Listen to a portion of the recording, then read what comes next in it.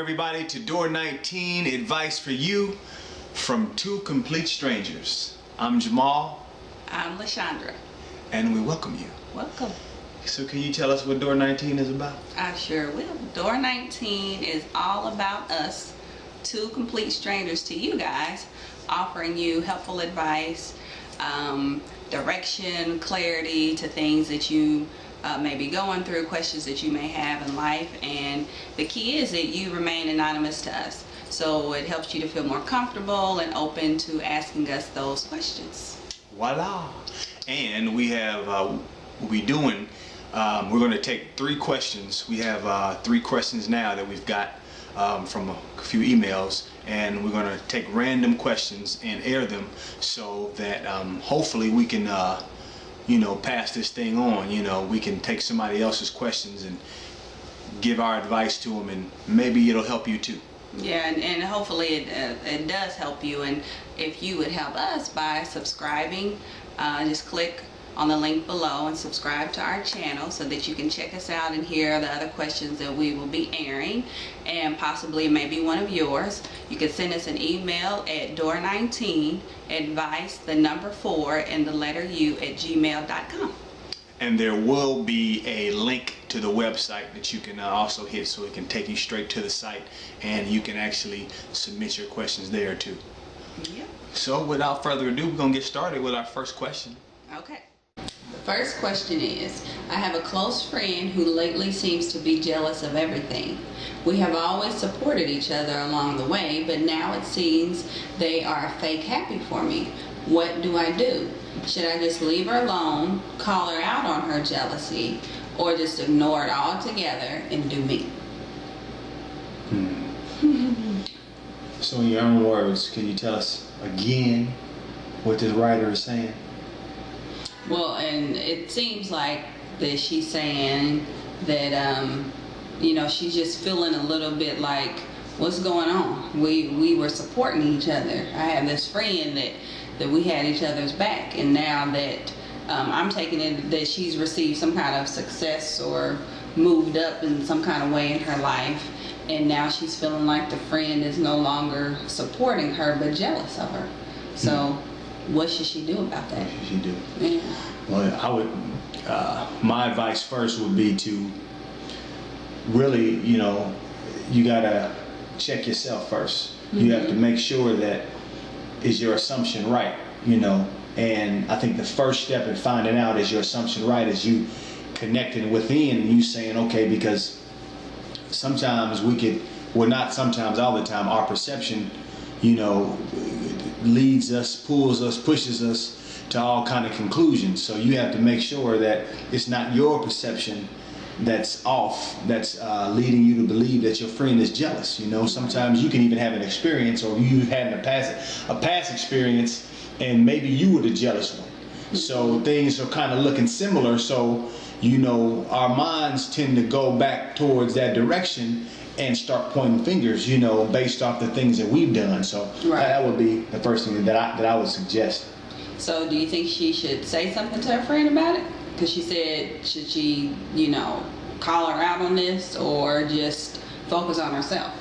I think once she's clear on what it is that she's seeing, whether it's her or whether it's something else, I think she should address her friend at the right time.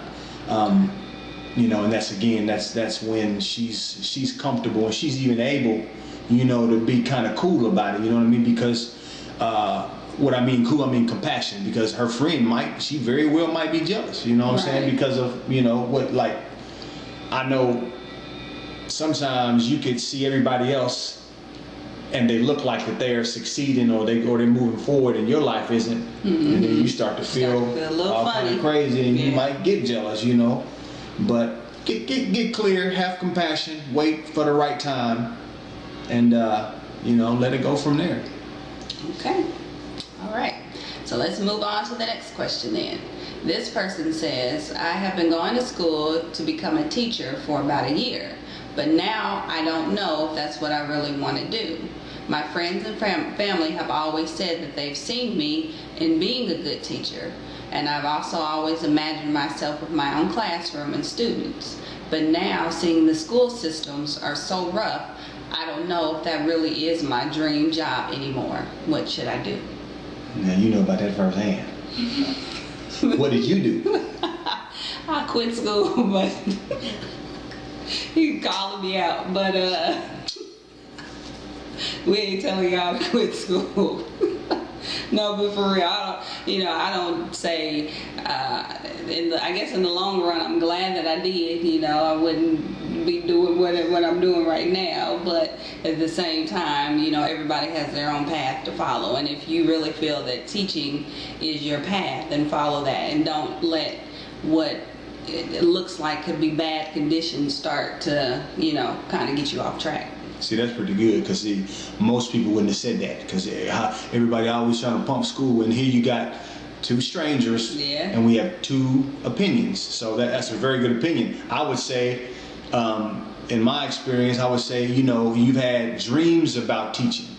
You've had visions about it. You saw yourself in classrooms. So to me, that's a strong indication that you're supposed to be a teacher. Mm-hmm. I know we've had an experience where we just, we had to take our son to, we had a student or teacher parent conference over some stuff. So we met the teachers or whatever, and we saw that this is a horrible situation. I mean, school systems we got some bad stuff going on, and primarily it's because I guess in our opinion, or what we think is going on, people don't care. You know what I mean? You really have visions of doing things anymore, and if you do, you don't go with it because of fear. So it seems that most people don't want to do, or they just want a job, so they go and get a teaching job, and then now your kids is ASL, because the teachers don't care. So what's ASL? That's some stuff. I can't divulge that right now. That's X-Files. But your kids, your students wind up suffering for it. So if you got teachers and you got people who are dreaming about things, and you even, and you taking it a step further and you visioning, different outcomes, man, you meant to be a teacher. Yeah. Go for it. Go for it. Yeah. You got another one? Okay. The next one. Now, this person has emailed us and sent in their questions, so we ask that you would do the same. Email us your questions at door19adviceforyou@gmail.com, and that is the number 4 and the letter U. So send us your questions, and hopefully we can help you out. Subscribe. Okay. Do it. Now, the next question, this person emails us, and they say that they have been very afraid of sharing this with anyone, but they feel that now is the right time. Could we please help them out? So the question is that they have a problem with lying. They seem to do it all the time. They write in and they say they don't know why. They lie over things that seem small and seem insignificant to others, but they lie about it anyway. What's wrong with me? Please help. Whoa, I didn't expect that one. Wow. Mm-hmm.